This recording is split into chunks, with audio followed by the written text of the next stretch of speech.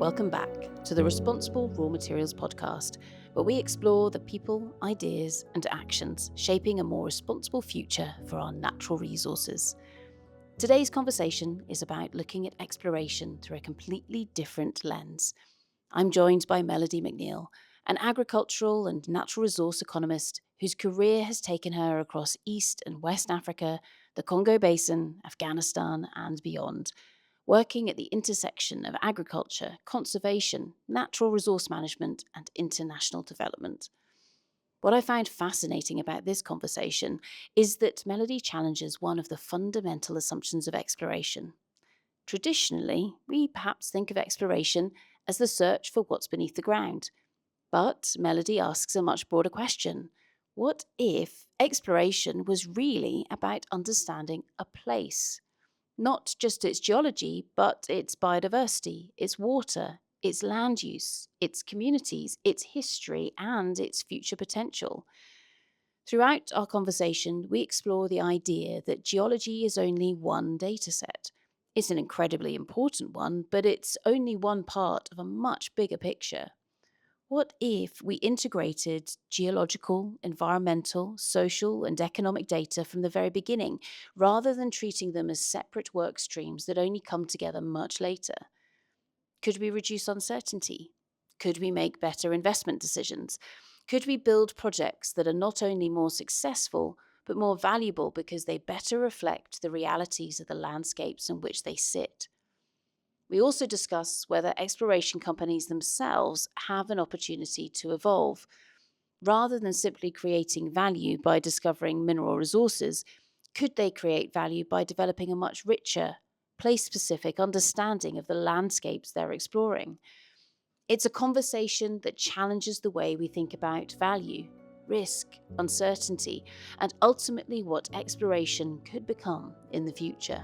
I hope you enjoy it. I'm sitting here on my farm in Scotland, and you are somewhere very different. Where are you right now? So I'm in San Antonio, Texas, where, of course, it's getting hot. But we've had a lot of rain lately, and so everything's quite green and beautiful. And all of our lovely native plants, because we maintain all of our greenery out here is native, are in bloom, and there's butterflies and hummingbirds and all sorts of stuff running around. So it's really pretty. Amazing. Well, thank you so much for taking yourself away from the butterflies and the hummingbirds to have a chat with us. You from Texas originally, or where are you originally from? I'm from Michigan. Okay. Yep. I grew up in the capital city, Lansing, and left I haven't lived in Michigan since 2001. From that point, mostly overseas, and then I've been back in the US since about mid 2024. So where have you been overseas and what were you doing? I started on a couple of fellowships. Both of those were in Kenya, and then I went to work for Catholic Relief Services, and I Mhm. worked for Catholic Relief Services in East Africa, and then Afghanistan, and then South Sudan. All all very um, exciting times. Long time ago, and lots of changes since then.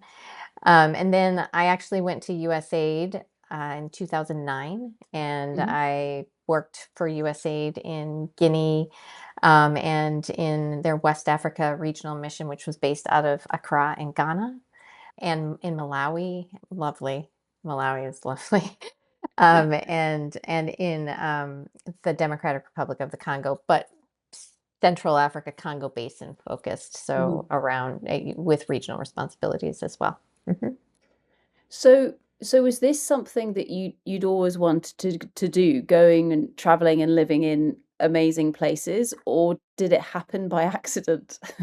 It did not happen by accident. I, I actually, maybe in a little bit of a silly story, when I was, I think in the second grade, we had to do second or third grade, we did like little projects and had to pick a country, and I picked Kenya. and did a little report, like had to make the flag out of construction paper and all sorts of stuff, and do a little report on the country. And I got really, really interested in it, and promised myself I would one day climb Mount Kilimanjaro. Just you're not doing that from Kenya. Clearly, you're doing that in Tanzania, but kept that in my mind and worked toward doing things that would put me in a situation where I could do that and where I would be working um, on the continent. And I actually did in 2002, I think 2002, climb Mount Kilimanjaro. Yay! Did it. Among others. I mean, certainly I've spent more time in Kenya than Tanzania, but yeah, I've climbed Mount Kenya twice. So yeah. So I guess, I mean, this isn't all about climbing mountains, even No. though that was perhaps one of the initial goals, perhaps that was sparked. But what kind of things have you been doing in all of those amazing countries? Well, by training, I'm an agriculture and natural resource economist, and so I've worked on agriculture and natural resource management throughout. With USAID, I joined as an agricultural development officer, and after some time, I actually shifted into the natural resources management field within USAID, and so most of my time with USAID was working in conservation, climate change. And in terms of raw materials, so obviously from this podcast perspective, when we're talking about raw materials, we're talking about minerals and metals as well as agriculture and things that we can grow. In terms of where you spent your time, has it been primarily in the agricultural space, or have you also done work in the more in the exploration and the mining side of things? Really, it's either been in agriculture or in a lot in biodiversity conservation, some in climate adaptation and climate mitigation. I think Mhm. that the interesting thing is especially once I was in Guinea, Sierra Leone, large swaths of West Africa, and then Central Africa, you're running up against the raw materials.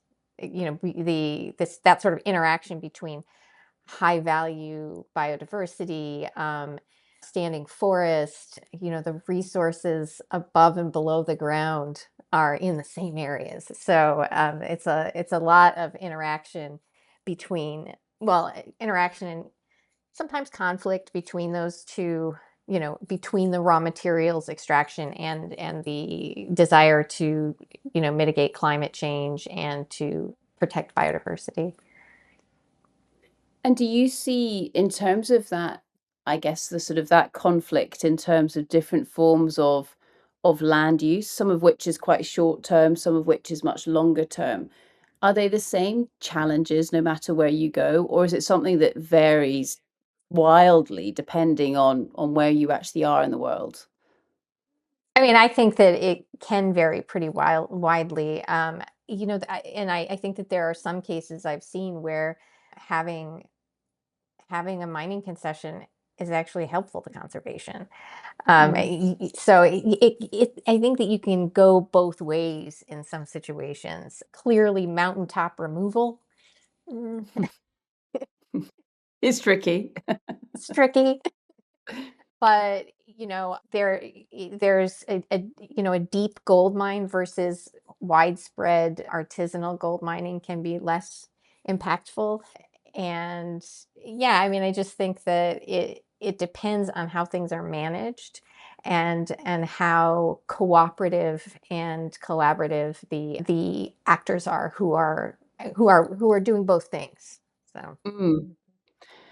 So in recently you were absolutely amazing, and you very kindly gave a talk at our Responsible Raw Material annual conference, which was great. And of course, this is where a lot of that conversation comes from, in part because one of the questions that we discussed following your talk was, if you were the CEO of a small exploration company, how would you do it? And so it was a case where we started like the beginnings of that conversation during the conference, but I think we both felt there was a whole load more that we could unpack within that. So to ask you that question again, now that we've got more time and space, if you were the CEO of a small exploration company, how would you do it? So, yeah, I actually this came up between us afterwards because I think I was a little bit, when you asked me that question, I was like, "Oh boy, that's a tough one." And I did think quite a bit about it. And I went back to the first kinds of things that I talked about during that initial presentation. I don't know, it wasn't really a presentation, but this idea, which I actually liked. I know that some people didn't like the theme of of the conference this year, but I thought that talking about certainty and uncertainty was probably a really useful idea. So we talked about what certainty means for different kinds of people, investors and operators, and host governments and communities, and that really we need a credible model for navigating certainty or navigating uncertainty, or in this case, I think I called it risk. you know and so you and I talked about this idea that at the end, that really people think about geology first and stakeholder issues later. And I think that the big thing is that from my experience and my perspective, that doesn't really pan out, because the minute people start looking, you have expectations forming, you have political interests mobilizing, and you have, people starting to calculate their and position themselves around what may or may not actually come to be. So then you have this idea of catching signals for what's going on above the ground, early versus late. And, the cost of catching them late is really quite large, Mm, for all parties, and especially communities who may have real grievances and real issues with what's going on. I mean, especially in the case where you're not in some wild, remote area where there's no humans, yeah. which, can happen, of course, but probably doesn't happen all that often. Yeah, and I guess, I mean, this is something that almost like no matter who you are in this constellation of different people who have got something either to gain or to lose, usually a little bit of both, depending on what kind of change that land goes through. It's it's quite scary to actually begin to talk about it. But I guess, like, the earlier you do, the better, but it is scary to kinda get going with that conversation, is it? Well, I think it might be scary, but I think it's a capacity issue, right? It's Mm, because it's not like a separate environmental or social safeguarding checklist. It should be an input to the decision making process, not a report that is developed and then, not really referred to mm, that much. So that it's a framing shift, right? You now have above ground conditions being part of your decision making rubric just as much as below ground conditions. And I do think that is a framing shift. That's not to say that no one's doing it that way. But if mhm. you're looking at infrastructure and jurisdiction and logistics, well, let's let's include all of those other things into the decision making process.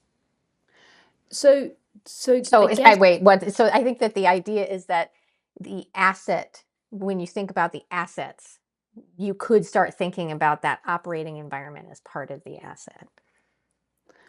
and it by saying that, so that operating environment as an asset, is that a case of what we can get better at doing is actually assigning value to creating that environment where we are respecting these different data sets, respecting the different decisions that are being made, and probably actually ultimately being able to speed up things that might come later because we've got it more right earlier on.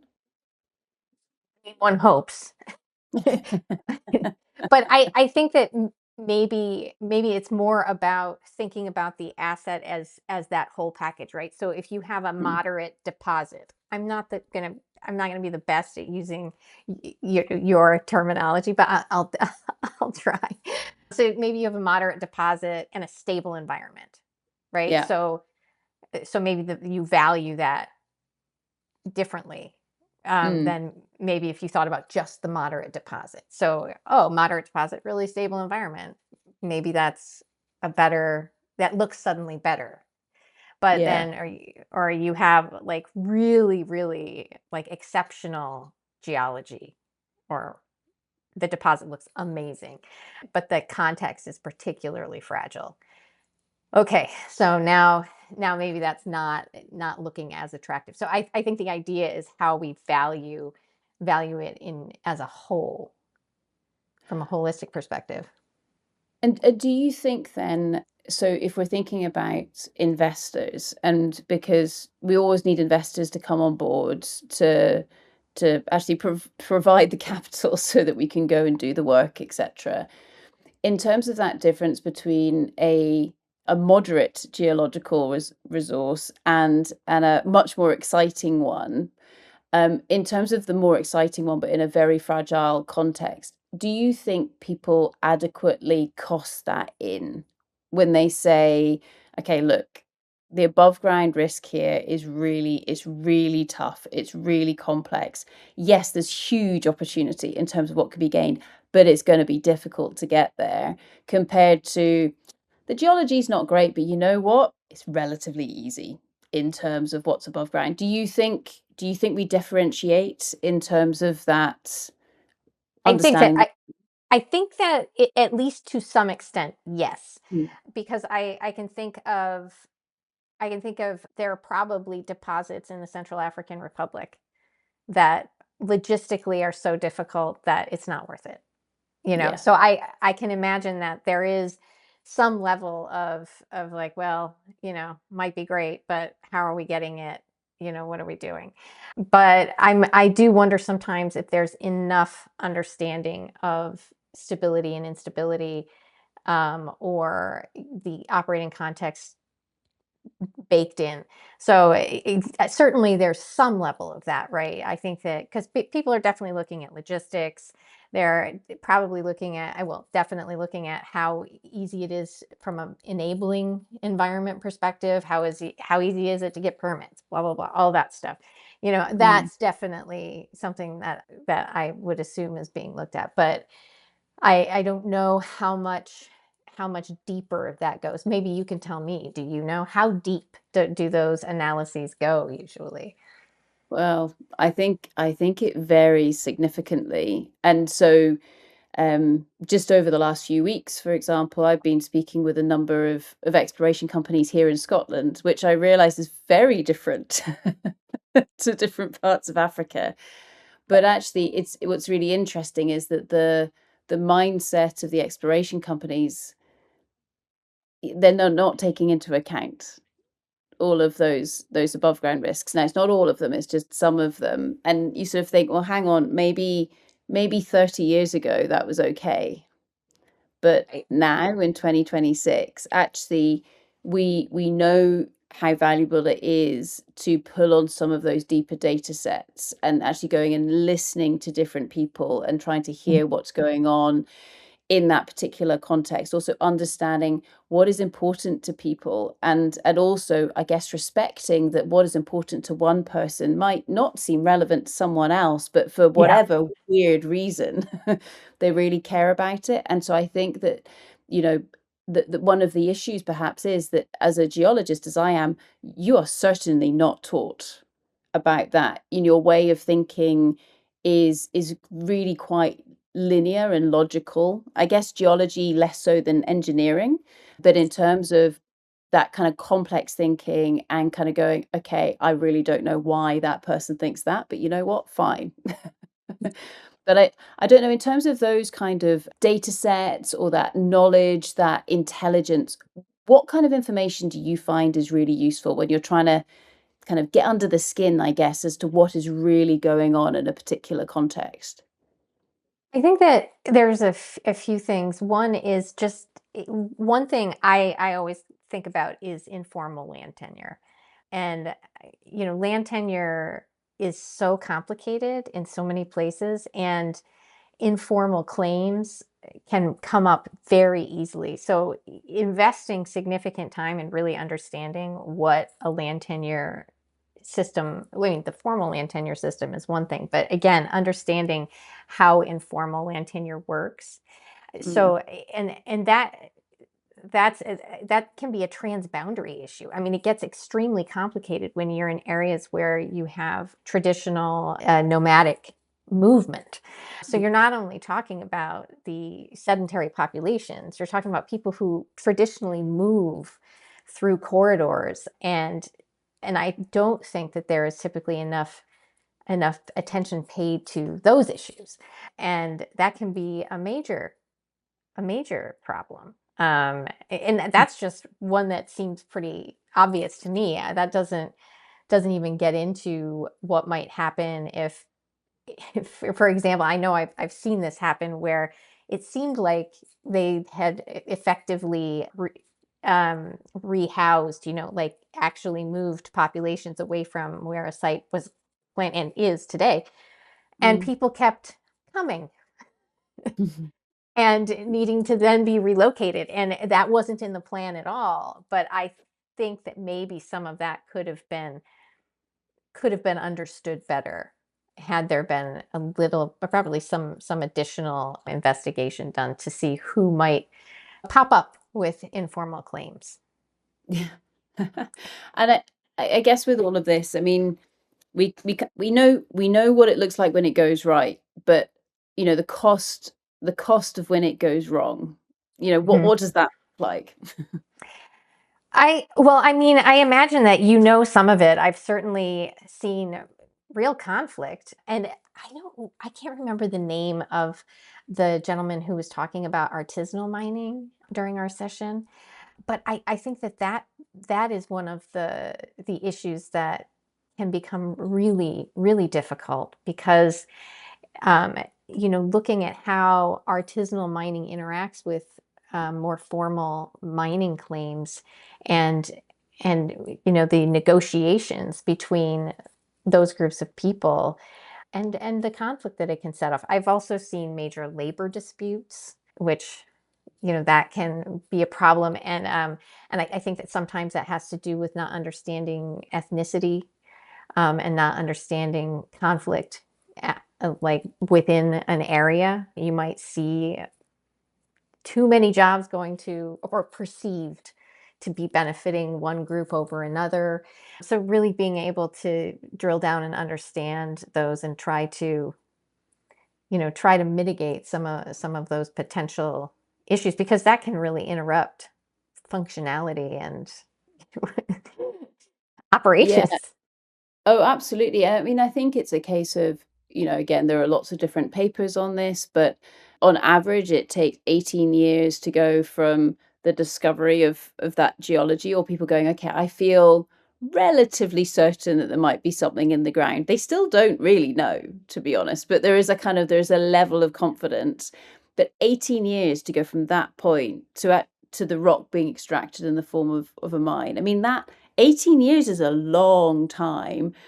The And one of investment the main is crazy. Oh, it's huge. I mean, like, if you say to someone, "Oh, please give me $6 billion," but you won't get any return on that for at least 18, if not 20 years. I mean, that's a tough sell, isn't it? And so the world at the moment is trying to say, well, how can we speed this up? And often it's a case of, well, 80% of those projects are generally delayed or over budget because of above ground risks, many of which, of course, are exactly what we're talking about now. And I think it's because people just don't understand them and don't take the time to try and understand the landscape, the culture, the complexities of the interactions between different groups, different people. And so often I've worked with organizations where they say, "Oh, but I've got the permit, I've got the paper, I've got permission to do this." And it's like, whoa, just because someone has given you a piece of paper with a stamp and a signature on it doesn't mean it's either right or it's going to work. Right. Well, and I think that a couple other things that we talked about before and even offline is this idea of, I mean, think about regime change Mm, and renegotiating, which we know happens and has yeah. happened to major projects. Assumptions made over how, how export will be done, or whether or not some level of processing will be done on site in country, or whether it will, you have permission to take it all out to somewhere that already has the capacity and the infrastructure for that, or if a decision will change somehow in the middle of it, where somebody was like, yeah, that's fine, and then it became not fine. But I guess one of the reasons that I'm interested in talking with you about this is it does seem that we keep having this problem. Yeah. And so I'm my question to you is there a broader discussion in this community about building real capacity within firms to start digging into this stuff and evaluating it and thinking about it really far in advance, right? Just at that same time. Yeah. So I think so two things. I think firstly the operators, so the bigger companies, I think they have improved significantly over the last, again, 20, 30 years in terms of understanding these aspects and trying to work out, okay, right, how do we, with different groups of people, because there's one thing you cannot change, and that is where the rocks are. Right. Almost everything else can change. It might be very complicated, it might be very difficult, but those rocks, okay, in some cases they are moving, but very, very slowly. I always get into trouble by saying the rocks don't change. On a They'll be like, geological, are you a geologist? I am a geologist, yes.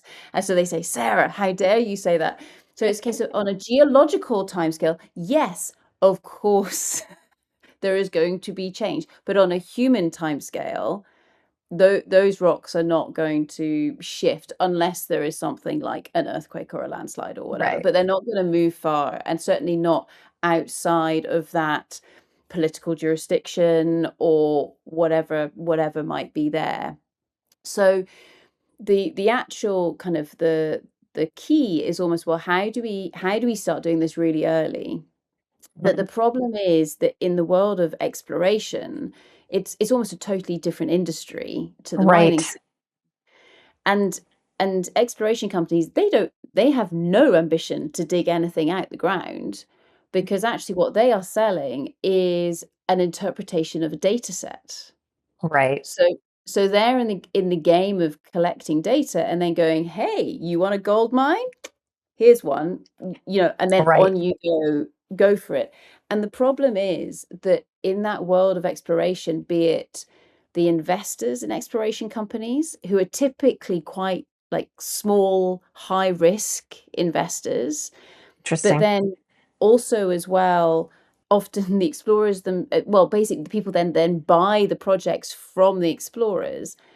Those two people, who are probably the kind of the stakeholders with the most power over what is it I'm trying to build to sell to you, they do not care about this stuff, because Well, the yeah. invest not yet, exactly, Yeah. because the investors, they're like, well, I'm going to be out of this before anyone digs anything out the ground anyway. And the people who buy it, again, often that asset can go through lots of people before you get to someone who then goes, oh my goodness, we promised people what? Or so that geologist got drunk in wherever. I mean, there are projects where, I mean, the geology is beautiful, but because a project geologist went and did or said the wrong thing or crashed the car or did whatever it is, they've scuppered it for generations. Yes. Well, and I think that that's what I was thinking in terms of having that capacity in with the exploration. Does an exploration company who pre-bakes some of that analysis into, do they become a better partner, a more desirable partner? Well, And yeah, I mean, is that a competitive advantage that somehow can be built into the system? yeah. Yeah, this goes back to what I was saying about, you're already building expectations. You're doing the exploration, everybody's paying attention. And you can't sort of undo that. And you get a lot of people starting to look at different angles and different issues, whether they're human rights issues, whether they're environmental issues, whether they're, I think that we talked a little bit about the idea of elite capture and benefits sharing and what's equitable and, all of that. And of course, the politics of what a government might want out of something, whether they want jobs, if they want local input, or, you think about all of, I've seen mines do some serious local content and real capacity building. It's quite impressive. Mm. Um, and how do you communicate that? But I mean, that's a different discussion. But going back to the original point, can some of that be built into the exploration process such that the exploration is more valuable in the long run? And the answer is, so it should be, and in some cases it is. The bit that people struggle with is that it's not mandatory, Right. but and also as well, getting that return on investment for doing that, that's still variable. I think it's a case where it's coming. Right. And there are different initiatives to say, from an investment perspective, we're looking for the more responsible projects, etc. So it's all beginning to come, but I think it's because we almost need the kind of the broader system to nudge forwards a little bit more, perhaps, and then we'll be off. Because I think it's a case of, this isn't all on the exploration company. It's actually who else is involved in this ecosystem. Because when you're collecting that data, so what are you doing? So for example, from an environmental impact assessment, that environmental data is not just useful to the exploration company, it's useful to anybody else who happens to be using Absolutely. that. And then I think it's a case of going, well, A, who should be collecting that data? But then more than that, how do we communicate that data and share that data? And then before we even start collecting it, do we go and actually ask people what kind of information would be useful for them and why? Because you might actually decide, well, I can collect this knowledge in a whole variety of different ways. And I think that mindset shift to say, this isn't about trying to find rocks, it's about trying to understand this little patch of land a bit better, and then lots of people can use it, that suddenly changes that mindset a bit. And I think as well, opens up the potential for investment to a whole load of different people. And actually, at the end of the day, because the chances of finding the right rock are slim. However, if you want to do a lower risk activity and say, I'm here to collect data to understand that land, which is then going to be useful for anything from agriculture through to, I don't know, biodiversity credits or whatever, suddenly you're building a diversity of assets. So Yep. even if you don't find the rock you're looking for, you've still added something beneficial to that particular area. Well, and you might, I mean, if we start thinking about offsets and other, maybe carbon markets, a variety of payment, ecosystem services, it is possible, like you're saying, if you don't find the right mineral, that you've still found something that could be of use to another to a company at some point, right? And supporting those offsets and making sure that information are available to be invested in, right? And I think from a reputational standpoint, I think that's something that I'm constantly coming back to. Where are the reputational risks and where are the benefits, the reputational benefits? So Mm. my my hope is that there can be a value, a real value to having that kind of exploration done at a more broadly, so that it's not just mineral exploration, but it's exploration that can lead to a variety of investments. Yeah. And so do you think that this is in a way it gives projects who do this better? Is it giving them a competitive advantage over projects That's that what aren't considering it? I mean, that's sort of what I was positing. When I look at my notes, it actually says, do these firms have a competitive advantage? Mm, Do the actual larger players look at a firm who does sort of a more holistic look at what's going on and say, oh, that's a more attractive partner. That's a more attractive output. mm.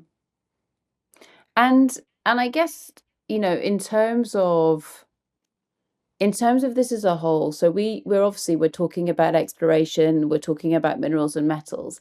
Is it the same thing in the agriculture space, or is that different? I mean, it's an interesting question. It probably is slightly different. And I only say that because, well, I mean, it depends. It also depends on the ecosystem. Yeah. I think it probably really, it's all art. Yeah. It's Yeah. all art. But one thing that I was interested in is, and just talk, maybe digging a little bit into this is, if you, I don't know, if you have the exploration firm and they sell the project to a larger company, or however that transaction takes place, but then there is still all of this other valuation, environmental impacts, social, like all of the stakeholder mapping. Is that then contracted out to another entity, or is it done in-house? And Mm, one of the things that I was also thinking about, an exploration firm who does a lot of that in advance, being having a competitive advantage, is that them doing it, they are still more aligned to the actual industry than having an NGO do it, or having a third party come in and do it from a different perspective. I my thought is that there has to be some benefit to having that capacity and doing it within a fully aligned structure. and I think that's something where it you probably need a bit of both, because you probably need the expertise and, to be honest, the credibility that an NGO or an external expert organization might bring. Mhm. Um, but then also you need that internal ownership, belief, and I guess passion for what that information and that knowledge brings to the broader offering. And I think from experience, the better companies are the ones where they do manage to tie all of this into senior leader remuneration, or at least that Interesting. Yeah. that governance system as well, because then it's a case of it shows that we're not just looking for rock here. Yeah. We're in it for something way bigger than Hmm. trying to find some rock in the ground. And I think that is key. And where do you see if people really mean it? I know Hmm. it's crude, but it's when it hits their pockets. And then you're Yeah. like, okay, right. Well, I mean, that makes perfect sense. I think one of the interesting things that I've seen in the past is, just for an example, as a situation where the company had done a huge assessment of the biodiversity in the landscape, but they hadn't really shared that. Mm, So, they knew all this stuff and they had samples, and that knowledge and data wasn't shared locally. So, mm, they have that. Great. That's excellent. So that if need be, they could do restoration and all of this other stuff. But that information could be so valuable locally. mhm. And so I found that to be rather depressing. You You're kind of got halfway there. Yeah, it's Like, almost like really? you're holding the knowledge hostage or Yeah. something. It's Yeah. no. Well, and not only that, does that knowledge belong to you exactly? It's Mm. a it's an honest question. And I would my hope is that we reach a point where the goal is a general economic development and economic growth in an area, not just not just the profit margin of a company, but looking at that benefit sharing and seeing this as a real opportunity to inject much needed, drivers of growth into, to be a real engine of growth in an area. And so, yeah, Yeah. sharing that information is a real good first step. Yeah, exactly. Yeah, see, it's not just, "Hey, look what I've got." It's like, okay, yeah, sharing it with other people who can make use of it. Because I agree. I think that, the fact that some parts of the world are fortunate enough to have natural resources that are in demand elsewhere, that is a potential lever or catalyst for societal development. If, of course, those resources are looked after, extracted, etc., in the right way. We also know it can go in the opposite direction as well. And Obviously. Yeah. unfortunately, that is the history that everybody remembers.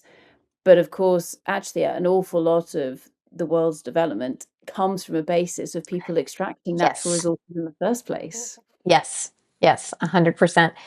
I mean, that is so true, and I think that we just can look at how things have gone over the past many hundreds of years, and it's the story. I'm also quite interested in how restoration plans are put in place and how they're financed. And I think that this goes back to what can go wrong. I mean, really wrong.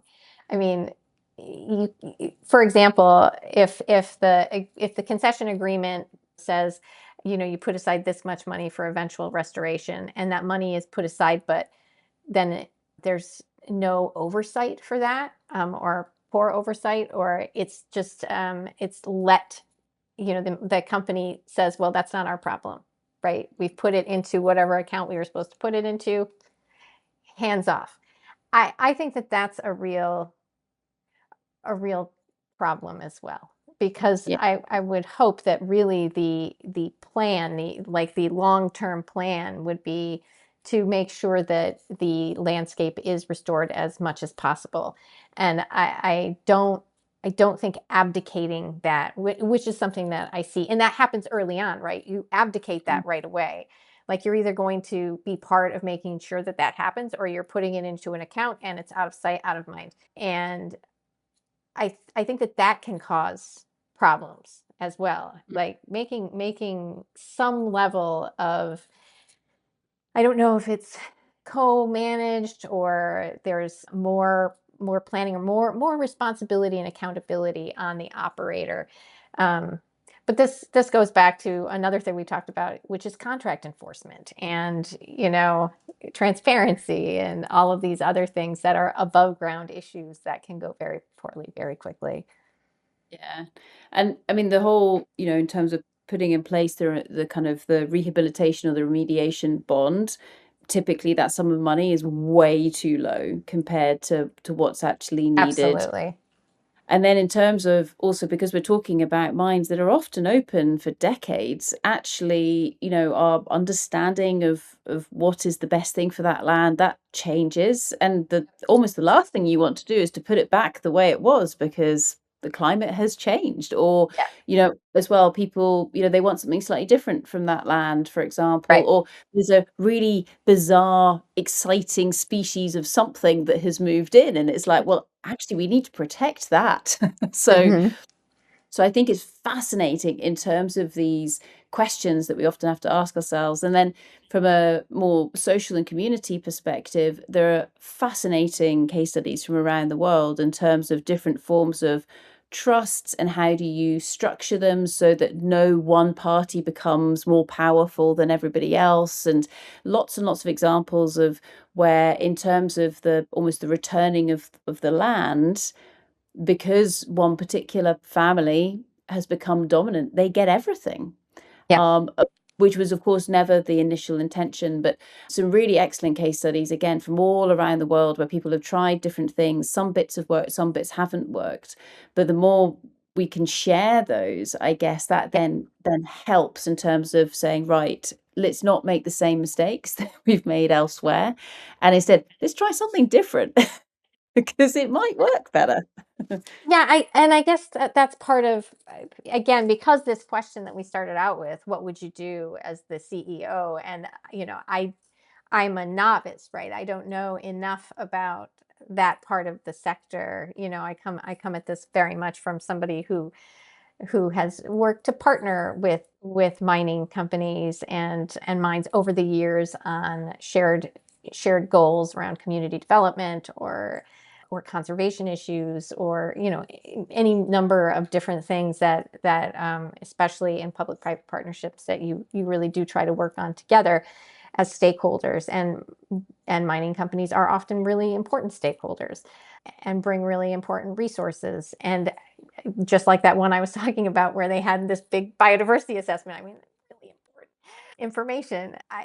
The question is, how do we learn? How do we push lessons learned to have a better, somehow a better repository for what has worked and what hasn't, and how to really push the envelope on how to do things in a more equitable, just a better way. And I guess, what you've just described there are probably, that's the kind of the optimum company, isn't it? Or whoever's actually doing it. We want them to take this seriously. We want them to get benefit from doing it as well, because Mhm. at the end of the day, Yep. not only does that make that company successful, but it means they can go on and replicate it lots of other times as well. Right. Right, and that gets to having the right kind of projects, and goes back to something that you said just earlier in this talk, which is, there's a lot of pressure to do things more quickly.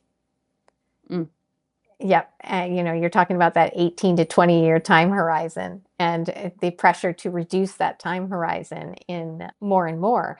And if we're not getting things right in an 18 to 20-year time horizon, how do we get it right in a shorter time horizon?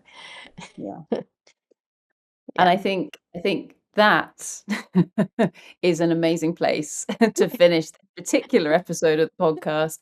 As I suspect you have already got an inkling, I will be phoning you up and saying, let's do one focused on agriculture rather than on mining at some point in time. But Melody, thank you so, so much. As always, it is fascinating speaking with yourself and hearing some of your tales from traveling all over the world. Thank you very much. Thanks, Sarah. So that was my conversation with Melody. And what stayed with me the most is how differently she thinks about value. Perhaps as geologists, we're trained to reduce geological uncertainty. As ecologists, economists, or social scientists, we each have our own ways of understanding a landscape. But what Melody challenges us to think about is how those different perspectives come together. Because individually, they're all useful, but together, they're transformational. One idea that really resonated with me is that geology shouldn't sit at the center of the decision making process on its own. Instead, it should sit alongside equally robust, place specific information about biodiversity, water, land tenure, local communities, governance, infrastructure, and the wider operating environment.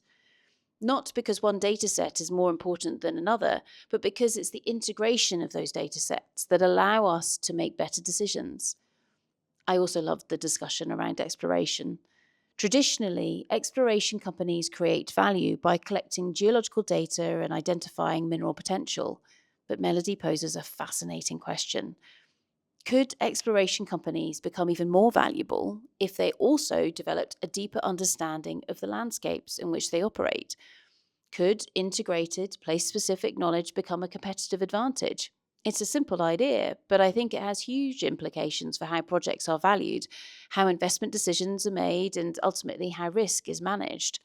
Of course, many organizations are perhaps already doing it, and we have the frameworks to help us. But do we truly place the real level of value on those insights? Another point that really stayed with me was our discussion about knowledge itself: who collects it, who owns it, and who benefits from it. Melody shared examples of incredibly valuable environmental information being collected but never really shared with the communities or organisations who could benefit from it. That made me stop and think. Perhaps one of the greatest opportunities we have isn't simply collecting more information, it's making sure that information is integrated, shared appropriately, and used to create value long after a single exploration program or mining project is finished.